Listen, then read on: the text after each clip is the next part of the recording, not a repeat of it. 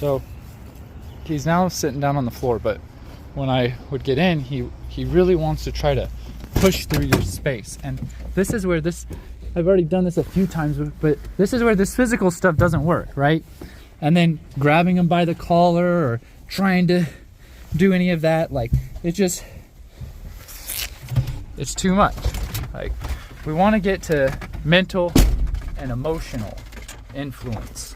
And when I say physical, I mean like physically having to try to make him sit, like telling him sit, or grabbing him by the collar and dragging him, or to try to do these things to live our life.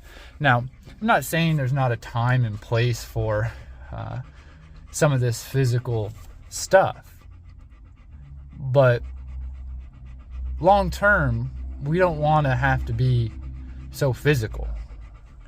We need to get inside of this mind, influence him mentally and emotionally. And that is what we're going to be looking at doing. So we have the last dog being dropped off right now, and then we're going to go pick up 3 more, and we'll get started. So I'm just going to be moving into his space again. Technically, it's my space that he's in, and he needs to move out of my way. Is it getting easier, or is it just being the same? It's about the same.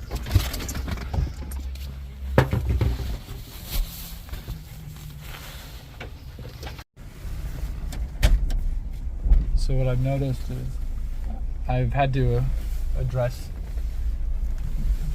the dogs in the back because there's a new guy that some of them haven't met, and I don't want them being too rambunctious back there. So I've had to let them know to knock it off.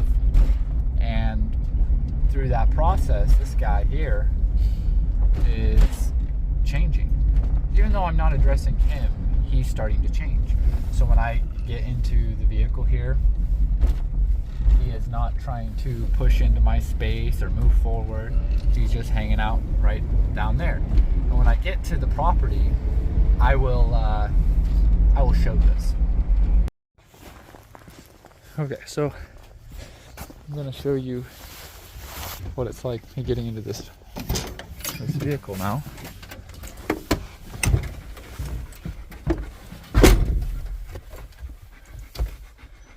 So see how he's not pushing and crowding? It's awesome. That's exactly what I'm looking for. So I'm gonna let this guy out.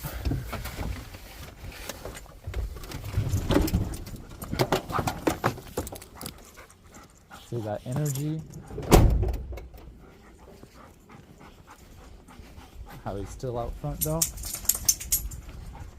I'm gonna let him go to the bathroom, put him inside the bus.